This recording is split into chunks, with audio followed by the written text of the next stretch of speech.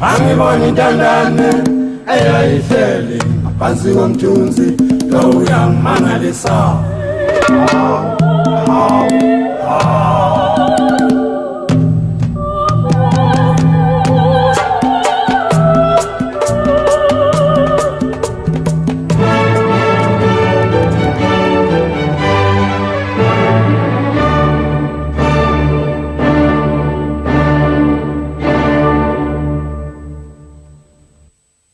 Toque, toque. Quem é? É o preto da Guiné. Quanto custa? 3 pataco. Vai-te embora, seu macaco. Os negros viviam para lá do mar, numa terra pagã, selvagem e tórrida, em que o sol queimava a pele. Sobre eles, pouco mais julgavam saber os portugueses. Até que, em agosto de 1444, 6 caravelas estão ao largo da costa algarvia. Pela manhã, a carga é transportada para a terra. Carga humana, homens, mulheres e crianças capturados à força para serem vendidos como escravos em Portugal. A proeza pertencia ao navegador Lançarote de Freitas. Na praia desembarcaram 235 negros, raptados na costa africana, junto ao Rio do Ouro. Grande alarido alastra por Lagos. Nessa altura, tudo o que não fosse, digamos, conhecido, e temos o caso do Cabo de São Vicente, que era o limite da Europa cristã, na época, era tudo, digamos, assombroso. E o facto de virem nesse primeiro repartimento, a nível de Lagos e de Portugal, em 1444, esse número tão elevado de escravos, as pessoas ficavam na expectativa. Como é que eles seriam? Brancos, escuros, mais diferentes. Eram diferentes dos que, de facto, existiam na Europa. E, sobretudo, diferentes desta gente que aqui vivia em Lagos, homens humildes, mas homens de muita garra, como nós dizemos, que estavam na expectativa de os ver. As 250 de escravos galgaram em encosta. Foram então encaminhados para um descampado, às portas da Vila de Lagos, uma zona alta onde no século XV tinham lugar as feiras e o mercado. O convento franciscano da Trindade, hoje em ruínas, ainda não tinha sido na altura construído, apenas terra batida neste local desabrigado. Naquela manhã as ruelas de Lagos estavam vazias. Fora de portas, a população assistia incrédula ao leilão dos escravos. Um espetáculo confrangedor, segundo a narração do cronista Zurara. Entre brancos e negros, um encontro desigual. Apesar de serem considerados humanos, porque foram considerados humanos, Zurara refere-se aos negros muitas vezes como almas, e portanto eram considerados humanos, mas humanos inferiores, humanos de uma civilização tão atrasada que se encontravam num estádio entre o animal e o homem.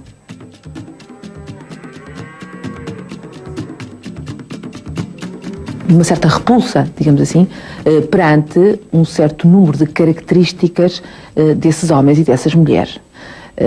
A primeira questão será necessariamente a questão da cor da pele. Eu diria que o fenómeno do etnocentrismo, que é um fenómeno universal, vai funcionar e vai, portanto, dar a ver a diferença, mas ao mesmo tempo que os homens veem a diferença relativamente ao outro, eles próprios vão, digamos, transformar essa diferença numa diferença negativa, quer dizer, tudo aquilo que pertence ao outro é sempre inferior àquilo que é a nossa própria realidade e a nossa própria cultura. Isso é um fenómeno geral, é um fenómeno universal. E, portanto, a partir deste momento, ou seja, a partir do século XV, século XVI, vai-se fixando, digamos assim, a imagem negativa do africano. Não só o povo assistiu ao primeiro leilão de escravos. A nobreza mercantil de Lagos também acorreu às portas da vila. Montado a cavalo, um familiar do rei presidiu ao acontecimento.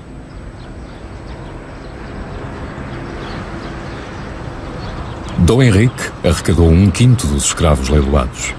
Era ele que autorizava e organizava as expedições marítimas para a África. Vivia no Algarve rodeado por uma nobreza mercantil, gente de outras partes do reino que aqui tentava fazer fortuna com as descobertas. Em meados do século XV, Lagos era um importante centro naval. O mar prometia muito, Quer aqui, quer em outras zonas, havia falta de gente para trabalhar. O recurso à mão de obra escrava era por isso uma solução. Os marinheiros que engrossavam as tripulações das caravelas participavam com os capitães nas pilhagens e nas operações de razia no litoral saariano e na costa da Guiné. Histórias de violência que o mar engendrou. Quase esquecidas, não fora existir ainda em Lagos este edifício. O antigo mercado de escravos, construído no século XVII, o que demonstra quão importante foi, até tão tarde, o negócio da escravatura. Outras vilas do reino tiveram o seu mercado de escravos. Nem sempre construções sólidas como esta, somente espaços improvisados junto aos portos. O caminho marítimo para a Índia estava por descobrir, já os portugueses sabiam que os negros eram joias valiosas para o Império. Portugal não foi nem melhor nem pior do que os restantes traficantes de escravos. Quando Portugal penetrou no litoral africano, já existiam secularmente rotas caravaneiras que faziam a ligação entre a África Negra e a África Berber. E os mercadores muçulmanos e judeus, uma das suas atividades consistia em adquirir escravos negros que eram vendidos nos portos norte-africanos e eram também utilizados, por exemplo, para a extração de sal-gema nas minas do deserto saariano. Portanto, era uma rede que já existia. Na costa ocidental, os portugueses utilizaram primeiro a tática do rapto, mas depressa os capitães perceberam que era mais fácil conseguir escravos por meio de trocas. Armas, bugigangas em vidro, manilhas em latão ou cobre, cavalos, panos em algodão, eram muito apreciados pelos chefes africanos. Essas mercadorias raras e caras, como até hoje, o objeto raro é sempre um objeto cobiçado. Bom, essas mercadorias sancionavam o poder e o prestígio dos chefes. Ora bem, isto para dizer, concretamente, que o desenvolvimento do tráfico de negreiro atlântico não se pode explicar, digamos assim, através dessa ideia de que os africanos aceitaram ser escravizados. Não, os africanos lutaram para não ser escravizados, procuraram, obviamente, não ser escravizados. Mas é preciso ter em linha de conta que os africanos não são esse bloco homogéneo, mas, pelo contrário, num seio de uma determinada sociedade, uma determinada organização política, há, efetivamente, os chefes e há depois a massa da população. E, portanto, é evidente que se os chefes se beneficiavam e podiam apoiar o tráfico de escravos, é evidente que a população, procurava fugir, nomeadamente ao facto de ser escravizada, obviamente, não é? No Atlântico avançava a descoberta da África e mais úteis se tornavam os escravos nos povoamentos, nas plantações, em Cabo Verde ou na Madeira. Ao reino, as caravelas chegavam carregadas de negros e ainda de açúcar e mais mercadorias. Dirigiam-se para norte, para Lisboa. Para trás, ficava a costa algarvia, Lagos e Sagres, que perdiam a influência desde a morte do infante Dom Henrique, em 1460.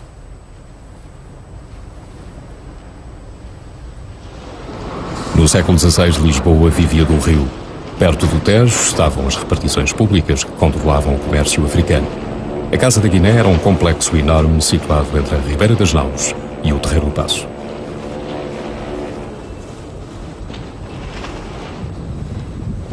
Numa rua traseira funcionava a Casa dos Escravos, pertença da coroa. Para desembarcar os africanos, os comerciantes pagavam vários impostos, não só ao rei como à alfândega. Os escravos eram um produto como outro qualquer que os mercadores acabavam por vender em leilão nas ruas centrais da cidade. Os preços estiveram sempre em alta ao longo do século XVI. Negros chegavam a ser exportados para Sevilha e Valença, por cá havia muitos, ao ponto de Lisboa contar com 10 mil escravos em 1550. No século XVI, em Lisboa, nas principais cidades do Algarve, em Évora, em Lisboa, os números andam, e não andam muito longe, não devem andar muito longe, de 10% da população. É claro que por vezes há afirmações alarmistas, por exemplo, o Garcia de Rezende diz, com esta fuga de gente que vai para o Império e a entrada de escravos, qualquer dia são mais escravos do que nós. Os escravos viviam como? Muitos estavam na corte, onde serviam como criados, intérpretes, músicos ou bobos.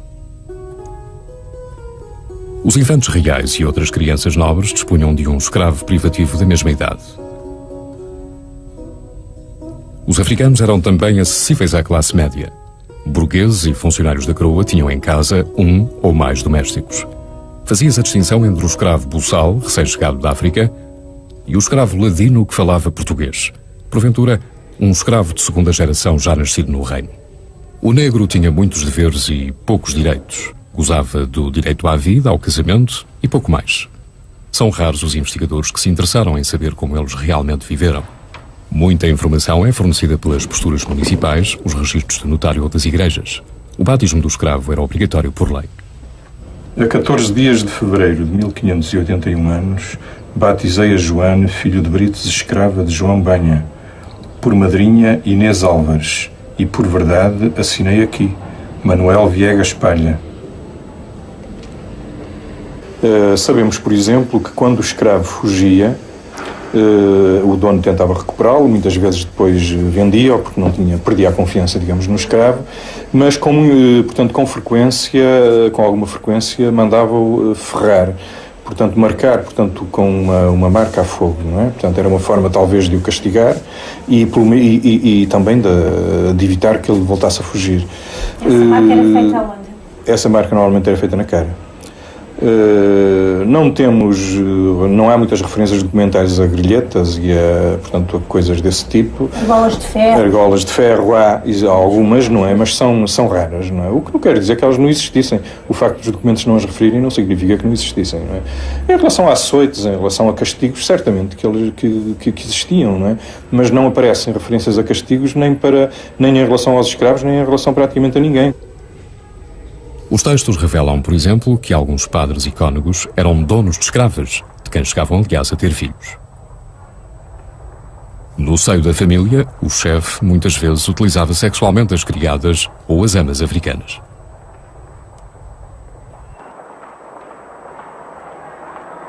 Penso que a maior parte das escravas se cruzava, não se casava não, porque portanto, o casamento era raro, mas se cruzava com homens não negros. E realmente a mestiçagem foi sempre muito grande e por isso nos aparecem muitos escravos já no século XVII, século XVIII, em que as características, digamos, originais africanas praticamente tinham desaparecido. Se calhar muitas vezes o escravo era mais branco que o dono, não é? Em alguns casos. Alguns investigadores acreditam que a genética permite saber qual a dimensão da mestiçagem entre brancos e negros em Portugal. Certas características silenciosas do organismo humano passam de geração em geração e podem ajudar-nos a compreender o passado.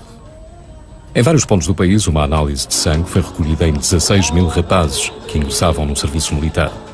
Os resultados foram analisados pelo Departamento de Genética Humana do Instituto Ricardo Jorge, em Lisboa. Apurou-se que, nas amostras colhidas a sul do Mondego, surgia com frequência a hemoglobina S. Ora, esse marcador do sangue não é de origem europeia, mas sim, em geral, de origem africana. O estudo foi coordenado por João Lavinha. Para este investigador, só a entrada de escravos pode explicar a difusão entre os portugueses da hemoglobina S. As formas que nós encontramos em Portugal são todas de origem africana e têm uma distribuição a sul do Mondego, sobretudo, onde atingem no seu conjunto uma frequência da ordem de 1%, mas depois têm existem bolsas onde atingem frequências praticamente iguais às que se observam nas populações africanas. Quer dizer que haveria aí uma maior concentração de exatamente, a ideia africanos ou descendentes de africanos? Exatamente. Nomeadamente nos concelhos de Coruche e Alcácer do Sal, a hemoglobina S atinge uma frequência semelhante à que encontramos, por exemplo, em cabo-verdianos. Embora as populações de Coruche e Alcácer do Sal, do ponto de vista étnico, sejam praticamente indistinguíveis dos outros portugueses. Os homens de Alcácer do Sal continuam a viver das águas do Sado. Mas ainda que nos arrozais se repitam os gestos, o rio mudou. Outrora enchia mais. E a montante, no interior alentejano, surgiam ilhas no leito da ribeira. Lá, por essas terras isoladas, úmidas e quentes, só os mulatos conseguiam sobreviver. ó Senhor dos Martins, lá da Cravalheira. Já ó Senhor dos Martins, lá da Cravalheira. É o pai dos pretos, aqui da Ribeira. É o pai dos pretos, aqui da Ribeira. Só caso ele é preto, também ele é seu. Senhor João da Costa, Telo de sou eu. Viviam na zona mais pobre do rio. Eram atravessadiços conhecidos como corvos, carapinhas ou simplesmente como mulatos do Sado. Os traços físicos podiam escapar a uma geração, mas surgiam na seguinte. A história desta gente está por escrever.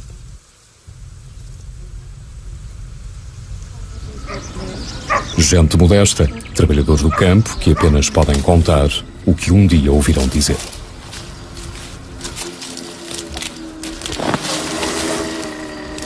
Pois diziam que isto que eram escravos que vinham para aqui, até dizem que havia aí escravos pretos. Há uma geração que é dessa raça de pretos ainda. Que é aqui uma aldeia que chamam. Já não é aldeia, nem sequer, que está lá o sítio. Já caiu tudo, já botou tudo água abaixo. Era à beira mesmo do rio. Era uma ilha, não é? Era uma ilha que dava ali, chamavam Sama Média. Pertence aqui ao Conselho de Gramba. E então, daí é que saíram muitos pretos. Ninguém sabe ao certo de onde vieram ou quando chegaram os negros às margens do Sado. Nos registros paroquiais da zona, é referida a sua presença já no século XVIII. Em Rio de Moinhos, essa herança do passado continua patente no rosto das pessoas. Os traços africanos são por vezes bem visíveis, o que não deixa de ser insólito neste meio rural isolado. Fora da pequena aldeia são conhecidos por alcunhas, chamados de sadanhos pelas gentes de Grândola de Alcácer. Ser diferente nunca foi fácil. Por isso a comunidade de Rio de Moinhos é fechada e cautelosa. Nunca ganham nada em ter sido objeto da curiosidade alheia. A questão dos negros é um assunto tabu, privado, mas como as palavras são como as cerejas, muitas histórias acabam por surgir no correr da conversa. Alguns homens contam, por exemplo, que um dia, por serem mestiços, foram sujeitos a um exame. O problema era o problema que diziam que isto esteve aqui habitado ainda por certas pessoas assim desta maneira. E depois, negras, não é? Exatamente. Que havia aqui. Pois. E depois veio uns doutores, não sei lá onde, e traziam uma pasta com todas as raças de cabelo e daí se tirava esse exame para essas coisas. Como é que era o exame? O exame... O que é que fizeram? Os cabelos, puxavam os cabelos à gente e depois iam ver na pasta deles se aquele cabelo estava lá tal e qual como tinham eles trazido na sua pasta. Para tentar saber se tinha tido algum familiar de origem Exatamente. E que idade é que o senhor tinha na altura desse exame? Nessas idades, vai lá, já era um bocadinho de uma velhita, já trabalhava nas limpezas, por isso que já trabalhava nas limpezas, já tinha aí meus 17 anos ou 16, coisa assim. E não se recorda que organismo é que fez esse exame? Não. O Serviço do Estado? Não sabe o que é? Eu acho que fosse para o Estado. Mas não tem a certeza? Não tenho certeza, mas acho que fossem eles mesmo que fizessem essa coisa para saberem. Mas o senhor na sua família recorda-se de familiares que fossem mais escuros? Sou capaz de conhecer. Havia, não é? Sou capaz de conhecer. Tem fama da minha família ser família de porcos. Pronto, pá, eu não vou negar. Pensei que a minha geração já veio dos preços que cá estavam. A minha geração veio dos preços que cá estavam. Pois, que vieram já há muitos séculos mesmo. Muitos séculos que cá vieram. Pois. Agora, muita gente ainda quer, mas eu não escondo aquilo que estava, que essa muita gente não sabe. E eles tiveram uma vida pior que a vossa? Esses que vieram para cá? Não sei se tiveram uma vida pior que este, não, digo já. Digo já. A sua também não foi boa, não é? A minha, porque eu considero por guardar porcos, nozinho que a minha mãe me teve. Pronto, nozinho que a minha mãe teve, considero por guardar porcos. Portanto, eu digo, não sei se tiveram uma vida pior que a minha, que não tiveram. Eu não sei a vida que é passar, mas sei a vida que é para si. Eu só gastei comer parte de sapato, tinha 14 anos, mas já aqui tinha 14 anos, consigo comer parte de sapatos, e quando fui casar comer sapato, aqui, esta parte aqui não tinha sola. Os pés da barro já mesmo, só tinha o calcanhar. Ao fim de um ano, meu pai comprou um par de sapatos de borracha. Agora dá porcos de verão com um par de sapatos de borracha. Agora, se o tempo estava quente com um par de sapatos de borracha, ainda pior era. Claro. Os calçaditos assim, chegava aí ao sábado, tinha mais então, vai para o quarto e larga a roupa para ir para a mãe lavarem. Foi a minha vida, que é penso nisto, que muita gente não sabe que foi a vida. Histórias do passado numa aldeia que afinal é recente. Em Rio de Moinhos, as casas foram construídas há pouco tempo, 20, 30 anos. A maioria das pessoas não morava no lado de cá da Ribeira do Sado. Na outra margem erguia-se uma enorme casa agrícola, onde todos viviam e trabalhavam. Era o monte da Quinta de Cima, outrora rodeado de arrozais. Naquele tempo, barcas de madeira, de que hoje só resta uma, transportavam dezenas de homens e mulheres para as folhas de arroz. Quando eu nasci, já comecei a ler aquele monte, está tudo caído, pá. Teve os donos são algarvios, já morreram. Os netos têm deixado para cá aqui. A história dos mulatos do Sado é também a história da Quinta de Cima. Antes do 25 de Abril, já a economia do monte entrara em declínio. Mas desde então a degradação não parou. Das terras, só alguns rendeiros produzem agora alguma coisa. A quinta está vazia. As cegonhas tomaram conta das chaminés e das abas dos telhados. Várias gerações de trabalhadores agrícolas nasceram aqui, onde trabalharam uma vida inteira para uma única família de proprietários. Desenrolaram-se neste pátio os bailes do mastro, mas também as histórias de pobreza que se ouvem contar e fazem parte da memória coletiva de Rio de Moinhos. Um monte com ruas em que nas casas exíguas viviam famílias numerosas. Muito perto, uma escola primária para quem quisesse estudar. Na cantina esgotava-se o salário na compra dos víveres. O dinheiro era curto, 84 escudos por semana, na década de 50. Na prática, uma vida de escravatura em que os contactos com o exterior eram quase nulos. Um automóvel no monte constituiu um verdadeiro acontecimento.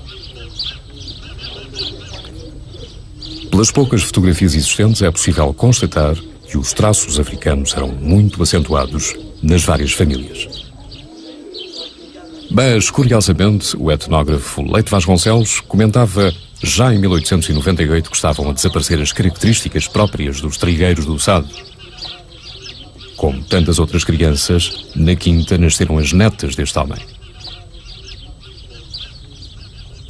E acima disto tudo, a coisa que eu tenho mais A juventude vivida no monte, a fase dos namoros, deixaram alguma saudade a Raquel e a Erosina.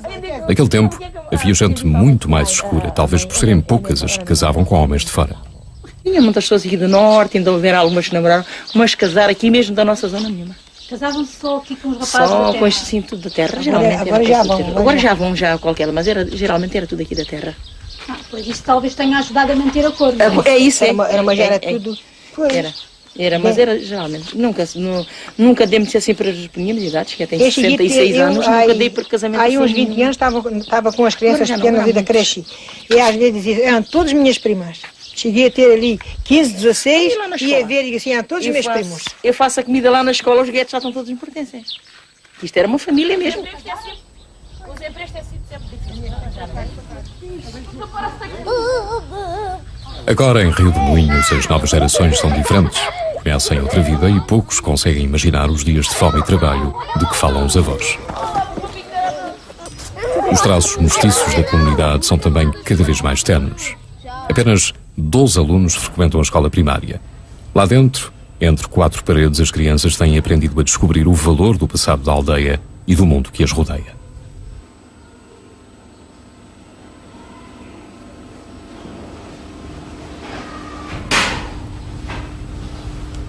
Grande parte do mérito pertence a Catarina Albuquerque, há 22 anos, professora primária em Rio de Moinhos. Catarina fez alguma recolha fotográfica sobre as histórias da Ribeira do Sado. Mas do longo convívio que tem mantido com as pessoas da terra, sabe como é difícil fazê-los voltar atrás, recordar o estigma da cor da pele e o isolamento a que estiveram votados. Os mais velhos é difícil tocar nesse assunto porque estão muito mais marcados e sofreram muito mais. Com estes mais novos já é mais fácil trabalhar e falar sobre o assunto. Já têm oportunidades de se mostrarem, de se valorizarem, mostrarem-se iguais aos outros. Os antigos não, nem sequer tiveram essa oportunidade, coitados. Poucas centenas de pessoas vivem em Rio de Moinhos, uma comunidade muito especial, com traços africanos, o que vem acontecendo há muitas gerações, pelo menos desde o século XVIII. As mesmas características são evidentes em São Romão, uma aldeia próxima, também situada nas margens do rio.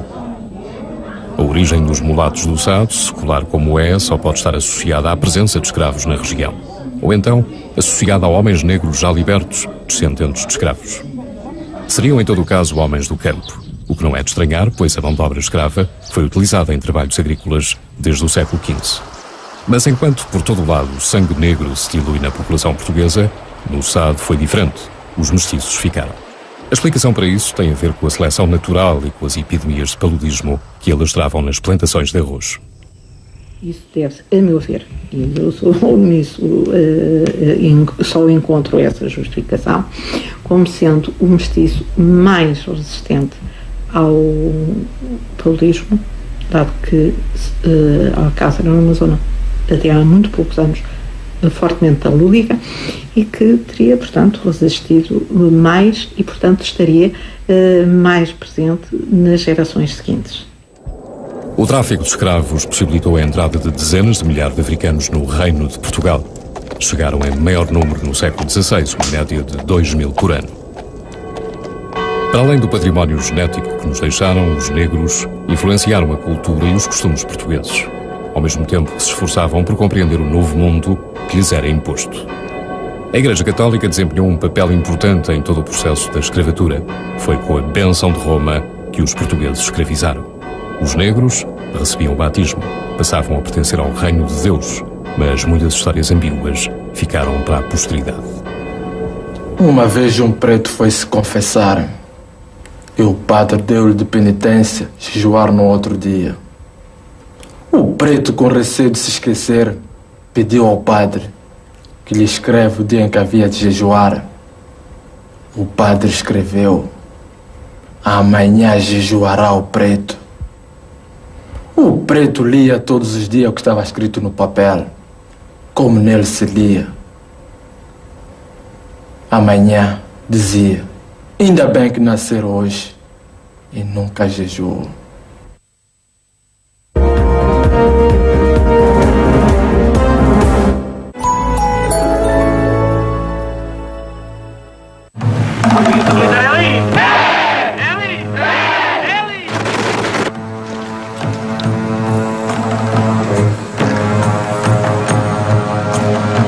Moçambique, Angola, Guiné.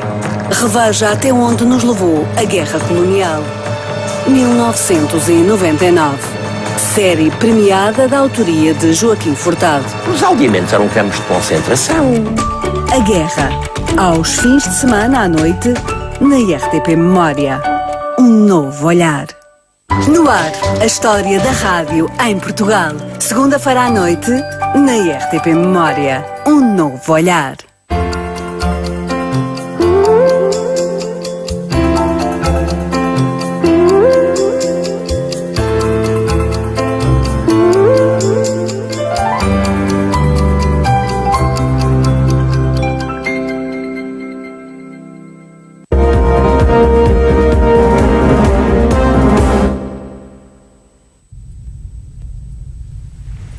O Atlântico foi, entre os séculos XV e XIX, a principal via de transporte de escravos. Utilizavam-se caravelas, naus e caravelões, barcos de serviços que faziam ligação entre as feitorias. Arrecadados no Golfo da Guiné ou em Angola, muitos sucumbiam nas viagens de longos meses até ao Reino ou até ao Brasil. A violência estava sempre presente. As marcas do corpo do africano, que são marcas simbólicas ligadas aos rituais de iniciação, etc. São as escarificações, são as tatuagens, etc. Essas marcas que simbolizavam a sua ligação e a sua integração nas sociedades africanas, essas marcas são, de certa maneira, eliminadas através das marcas novas, do novo corpo de escravo que é construído com, enfim, as marcas que são colocadas pelos compradores dos escravos. O novo corpo e a nova vida do africano eram abençoados pela Igreja Católica. As aventuras marítimas dos portugueses visavam também a expansão da fé. Na verdade, o mercador e o missionário andaram sempre juntos. As primeiras incursões do norte de África tinham sido legitimadas por bulas papais. As cruzadas contra o infiel eram uma guerra justa. Mas quando a captura dos escravos se transformou num negócio pacífico entre portugueses e chefes africanos, muitos deles infiéis, a Igreja anuiu de novo. Valia a pena tudo fazer para captar as gentes africanas, pagãs, culpadas de bestialidade, canibalismo e de tantas outras aberrações. Em 1455, pela bula Romanus Pontifex, o Papa Nicolau V concede aos reis de Portugal o direito de monopólio na conquista e nos negócios em África a sul do Bujador. A Igreja foi extremamente permissiva. Muito permissiva. Preocupou-se com o destino dos escravos, com a maneira como era feito o tráfico, mas a visão que predominava é que esses indivíduos entravam para o seio da cristandade. E neste momento, civilização e cristianização eram dois termos que se sobrepunham. E, portanto, não condenavam de maneira nenhuma o tráfico, louvavam até a iniciativa porque se estavam a retirar essas almas, esses indivíduos, dos quais se obtinha inclusivamente proveito, mas estavam a retirá-los do seu meio nefasto de pecado, de um mundo que inclusivamente, em alguns casos, tinha sido usurpado à própria Igreja pelo muçulmano e que, portanto, fazia reentrar esse indivíduo no mundo cristão.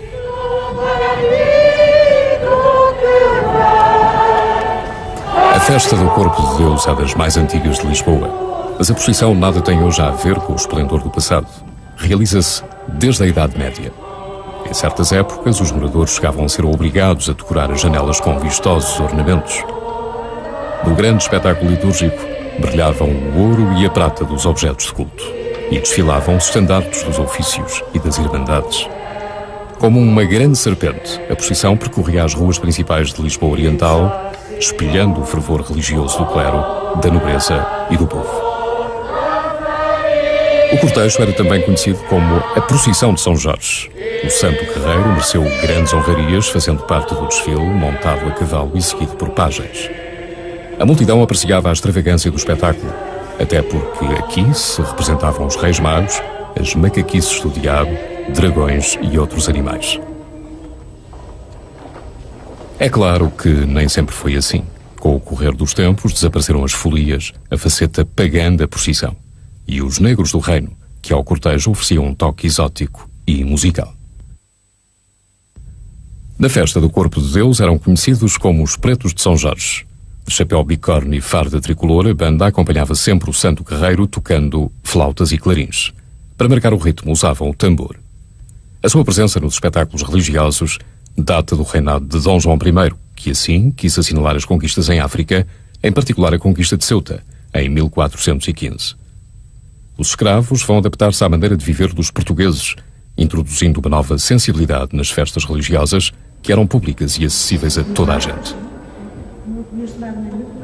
Nas dependências dos conventos, os negros organizaram-se em confrarias, associações de devotos que muito fascinam Didier Laon. Este antropólogo encontrou na Igreja das Mercês, em Lisboa, um objeto precioso para o seu trabalho de investigação, um livro de uma irmandade de homens pretos. Aqui se inscreviam os nomes dos irmãos ou das irmãs. Neste caso, eram todos negros, impossibilitados de conviverem lado a lado e em pé de igualdade com os confrades brancos. E deram grande poder político a estas organizações. Só negros libertos podiam pertencer à confraria, mas eles em muito ajudavam os outros escravos do reino. Representar um espaço de liberdade é evidente porque, pelo menos, tinha uma possibilidade de se encontrar, se reunir e constituir uma comunidade. Como qualquer confraria, as confrarias negras tinham objetivos religiosos, que é finalmente o objetivo de qualquer confraria. E ao lado, vamos dizer que os privilégios que os reis sucessivos, aliás, concederam, foi uma parte especial. Normalmente uma confraria religiosa não tem nada a ver com o problema de liberdade ou não liberdade. Só que em Portugal as confrarias negras ajudavam os escravos a comprar a liberdade, ou podiam evitar que fossem vendidos para fora do reino. Em São Domingos nasceu a confraria da Nossa Senhora do Rosário dos Homens Pretos, a primeira de todas e que gozou de grande prestígio no século XVI. No convento do Carmo existiu outra. Eram 7 no século XVIII em Lisboa, mas havia mais nas diferentes cidades do reino. Conforme as épocas e os reis, assim se alargavam ou reduziam as regalias e o poder dos confrades negros. No Poço dos Negros não há nada que agora nos recorde a antiga utilização do local. Nesta zona limítrofe, junto a São Bento, eram enterrados os escravos numa vala comum mandada a abrir por Dom Manuel I no século XVI. Até então, os negros não tinham direito a qualquer tipo de sepultamento, sendo os corpos atirados ao acaso para os terrenos baldios. As descobertas provocaram mudanças profundas no cotidiano da cidade. As atividades marítimas faziam crescer a economia e o número de moradores, nem todos com vontade de trabalhar ou com sorte na vida. Os negros convivem com as classes mais baixas. Frequentavam as zonas ribeirinhas, os mal cozinhados da Ribeira ou de Belém. Pedem muitas vezes esmola exibindo um santo ou um menino. Muitos deles eram já negros livres, a quem o dono, em vida ou depois da morte em testamento, tinha dado alforria. Em alguns casos, quando se tratava de crianças, os senhores legavam uma determinada soma em dinheiro para que o escravo fosse aprender um ofício para depois poder viver com ele. Portanto, aparece muitas vezes em cartas de alforria, lego, deixo uma importância tal para que o meu escravo possa, portanto, aprender o ofício de sapateiro, ou se fosse uma rapariga, o ofício de lavadeira, ou coisas, portanto, desse tipo. Portanto, claro que em situações dessas o escravo, evidentemente, que começava a sua vida em vantagem, portanto, numa situação relativamente vantajosa. Mas penso que na maioria dos casos isso não aconteceria e uma grande parte dos escravos que eram alforriados acabavam por cair na marginalidade, portanto, iam constituir, digamos, as camadas inferiores da sociedade, sobretudo quando se tratava de escravos já idosos. Uma vez libertos, os negros ocupavam-se em ofícios, faziam expedientes, as mais diversas tarefas. Eram marítimos em Lisboa e na outra banda. Às vezes, iam até mais longe, partiam na carreira da Índia. Entretanto, as mulheres eram as famosas negras calhandreiras. Pelos bairros da cidade recolhiam os dejetos das casas que despejavam no Rio Tejo. A integração dos negros fazia-se lentamente. Em 1761 é mesmo proibida a entrada de novos escravos nos portos da metrópole. Uma medida do Marquês de Pombal, não por certo humanitária, mas que visava sim desviar para o Brasil o tráfico da mão de obra cativa. Na colónia usavam e abusavam dos escravos. Ao longo de 4 séculos, milhões de africanos foram transportados para este lado do Atlântico.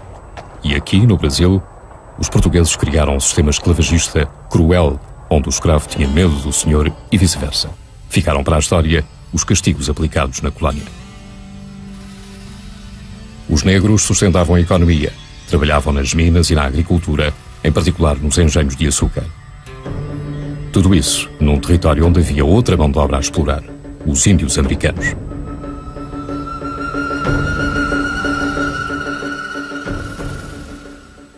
Já em meados do século XVI, os colonos estavam convencidos de que a mão de obra índia não era adequada ao trabalho da terra. Eram úteis como caçadores, pescadores, condutores de gado, etc., mas não tinham a rentabilidade considerada indispensável para o trabalho na terra. Daí que o recurso à escravatura africana tenha surgido como uma solução para a inadaptação cultural e social das comunidades ameríndias ao trabalho forçado na terra, ou mesmo não forçado, porque isso não era a atribuição dos homens nas comunidades indígenas. Quer isso dizer que, por exemplo, na América, o escravo negro tinha um estatuto ainda inferior ao índio? Acabou por ter? Exato.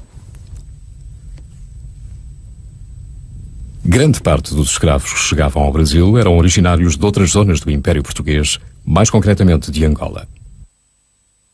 Nos mercados das principais cidades do litoral, eram vendidos à peça, variando o preço conforme o sexo, a idade e o estado de saúde. Por um lado, o sacrifício de várias gerações de africanos condenados ao mais baixo patamar da sociedade. Por outro, a elite colonial portuguesa, que nas festas e nos saraus apreciava as danças e as modinhas musicais semi-eruditas, por vezes até picantes, com forte influência dos ritmos africanos. Quando a gente está com gente que tem olhar duvidoso. Se acaso os olhos se encontram, é tão bom, é tão gostoso. Nós lá no Brasil, com a nossa ternura, açúcar nos sabe com tanta doçura. Já fui à Bahia, já passei o mar, coisinhas que vi me fazem babar. Coisinhas que vi me fazem babar. Os costumes portugueses vão ser influenciados pelo Brasil. Os ritmos afro-brasileiros animam também os salões lisboetas e os bairros populares em dias de festa. No século XVIII, dois tipos de danças estão na moda: o lundum e a fofa, de que muito gostam os negros. Cá fora exibem os seus dotes de músicos à população branca, que os inveja pela sua exuberância e pelo seu atrevimento na forma de estar e de dançar.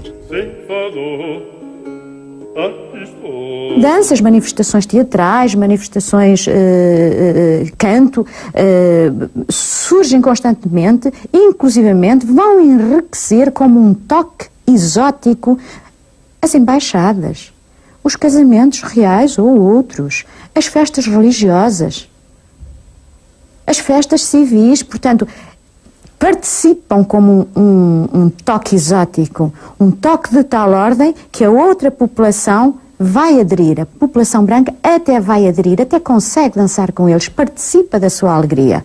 E ao mesmo tempo, não tem qualquer problema em os rebaixar com expressões como a interjeição característica do achim, quando passava um negro, ou até com o balido da cabra, quando ao passar um negro preferiam mé ou tó, característico do chamamento dos porcos, por exemplo, o que é extremamente apreciativo. Na literatura portuguesa encontram-se muitas referências às danças de pretos, uma tradição que se espalhou por todo o país, onde quer que houvessem escravos ou seus descendentes. Mesmo aqui no interior do Alto Douro, longe do mar e dos portos de entrada de escravos, se encontram vestígios dos africanos. Nesta zona rural, na antiga comarca de Moncorvo, várias danças populares divertiam as raparigas e os rapazes de antigamente. Uma delas era o pingacho. Por bailar el pingacho dar mundial, por bailar el pingacho dar mundial, bailalo, bailalo. O pingacho é cantado em dialeto mirandês e parece ter sofrido influência espanhola. Mas por outro lado, na dança há uma umbigada, à altura em que os pares aproximam os ventres. Aqui, sem a malícia da fofa ou do lundum.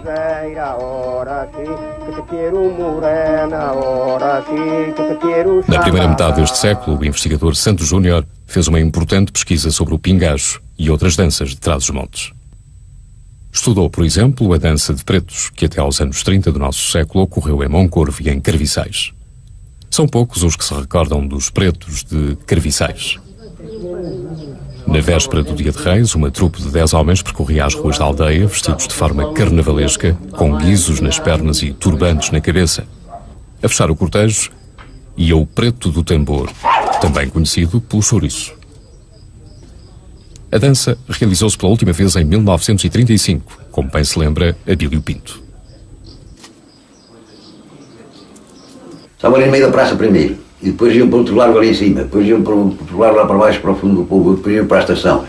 E as pessoas iam, que estavam ali a ouvir a coisa e tal, e ao fim, o tal, elas eram todos, mas o tal que era o chefe lá, o Chouriço. Vá, vamos embora. E entravam nas casas, não pediam licença, mas ninguém os olhava. E eles também não usavam. As casas mais ricas tiravam mais alguma coisinha, as casas mais pobres tiravam menos, mas tiravam sempre um chouriço, uma alheira, um salchão, uma morcela e uma coisa daquela, do fumeiro todo. Juntavam, faziam uma festa com aquilo, uma conzaina, e o resto que sobrava, porque era muita coisa da população toda.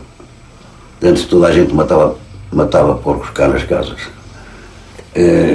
Depois com aquilo que sobrava, punha no iasta pública, vendiam-no, e o dinheiro era para Nossa Senhora. A dança estava curiosamente associada à Nossa Senhora do Rosário, a mesma devoção que em Lisboa dera origem à primeira confraria de homens negros. O mesmo poderá ter acontecido em terras de Moncorvo, mas não se sabe ao certo qual a verdadeira origem da tradição. Um altar a Nossa Senhora do Rosário existia, pelo menos no século XVII, na Igreja Matriz de Moncorvo. E era à saída da missa, cá fora, no adro, que muitas vezes os pretos iniciavam cortejos pelas ruas da vila. Mas estranho é ainda o facto dos pretos da dança serem, afinal, homens brancos. Para além da bizarra indumentária que em muito se assemelhava à dos pretos de São Jorge, apresentavam-se em público com as caras enfarruscadas. Estas imagens reportam-se em 1930. Nessa altura, e pela penúltima vez, a dança animou as ruas de Moncorvo. Entre os que participaram, Abel Leal, o único de cara lavada. Não era ator, mas músico. Não tinha que dançar nem que recitar versos. Tocava enquanto os outros faziam o espetáculo. Como é que eles pintavam, por exemplo? Como é que eles pintavam a cara? Havia uma pessoa própria, com licença, fazia-lhe aqui um risco. E depois era com greixa, tinta que saía vulgarmente com água e sabão. E a dança propriamente dita? O espetáculo em si, como é que era? Eu tocava.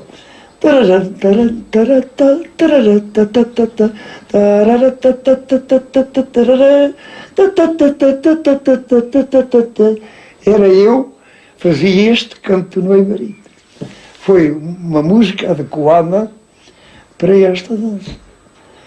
Fomos convidados a ir a uma exposição em 36, com Salazar em Lisboa, e o grupo folclórico Moncorvo dos Pretos foi.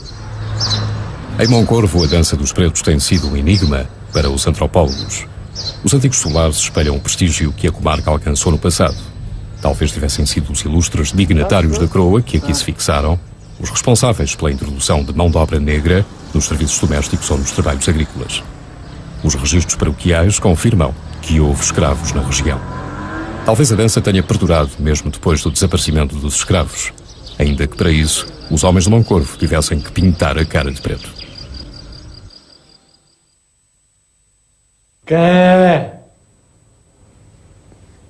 É o preto de Angola, com seu charuto na boca e o seu chapéu à espanhola.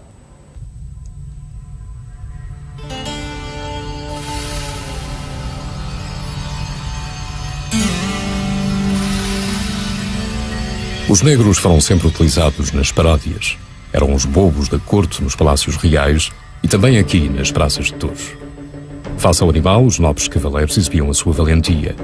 Mas nos momentos mortos, essa tarefa difícil cabia aos intervaleiros africanos, por sinal, muito menos protegidos. A tradição dos intervaleiros negros parece ter nascido no século XVIII, altura em que as touradas ganharam um caráter mais faustoso e organizado. O costume manteve-se por muito tempo e, a certa altura, uma mulher toureira apareceu em campo, na Praça de Algés. Fernanda do Val, ou como era conhecida, a Preta Fernanda, cuja atuação foi desastrosa, pois nunca tinha visto um touro à frente. Mas era uma coquete do submundo da Lisboa do fim do século. Gostava de dar nas vistas e, por ter pousado como modelo, acabou imortalizada na estátua evocativa da abolição da escravatura. Em 1836, o Marquês de Sá da Bandeira proibiu o tráfico atlântico de escravos, o que não significou a abolição da escravatura no Império Português. Em barcos clandestinos, escravos continuaram a ser enviados para o Brasil e para as roças de São Tomé. A situação só melhorou quando foi decretada a abolição da escravatura no espaço angolano em 1878. Entre a legislação e depois a prática, obviamente, vai uma grande distância. E eu posso lhe dar um dado pessoal muito concreto. Eu tenho 51 anos e lembro-me, conheci uma senhora que tinha sido vendida como escrava em São Tomé quando era pequena. Isto passava-se, portanto, quando eu tinha os meus 10 anos de idade, 1960 até aí, a data em que ela morreu. E a memória dela, a memória dessa senhora, que era, enfim, como se chamava na altura, uma criada doméstica, na sua memória, ela continuava uma escrava. Ela tinha sido vendida como escrava em criança. A abolição da escravatura pôs termo a um dos maiores crimes contra a humanidade, em particular contra os africanos, durante séculos compulsivamente retirados das suas terras de origem. Mas a liberdade não implicou, na maioria dos casos, uma vida melhor para os escravos ou para os descendentes de escravos. Para além de fazerem os despejos da cidade, as mulheres negras continuaram como domésticas ou tornaram-se vendedeiras de produtos pouco rendíveis, como o mexilhão, os tremoços ou a fava rica.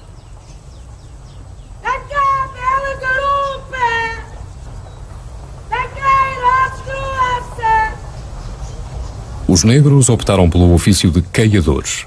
Pintavam as casas da cidade de Lisboa. Entre si estavam organizados numa espécie de corporação. Para os contratar, os fregueses tinham que ir ao Rossio, por onde os homens paravam à espera de trabalho. Ainda hoje, a Praça do Rossio continua a ser o local predileto para muitos africanos. Aqui se encontram os amigos, se fazem os negócios, se arranja emprego nas obras. Muitos são imigrantes que de África até Lisboa seguiram as velhas rotas do Império. Por cá fazem os trabalhos que o resto da população branca não quer fazer. Mas tudo como dantes, a esmagadora maioria dos negros continua a ser posta à margem. Estamos prontos a socorrer um negro que caia na sarjeta por qualquer razão. Mas se a vida dele interferir muito com a nossa, aí eu acho que as coisas assumem já outro aspecto. Há qualquer coisa de ilógico, há qualquer coisa que não conseguimos deitar a mão, há qualquer coisa de mental que ainda não foi resolvido. E que, no entanto, é muito lento. E, no entanto, a nível cultural, eu acho que já havia condições para poderem ser ultrapassadas.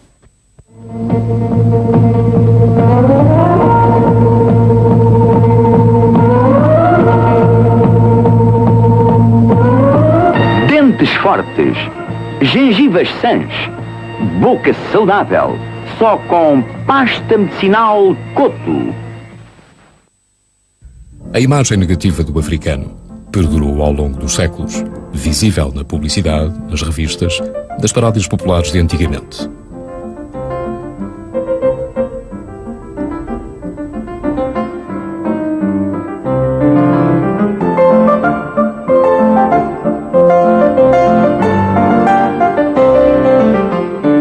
Foram sempre uma presença tão apagada que raros investigadores se interessaram pela sua história e pelo seu contributo para a cultura portuguesa.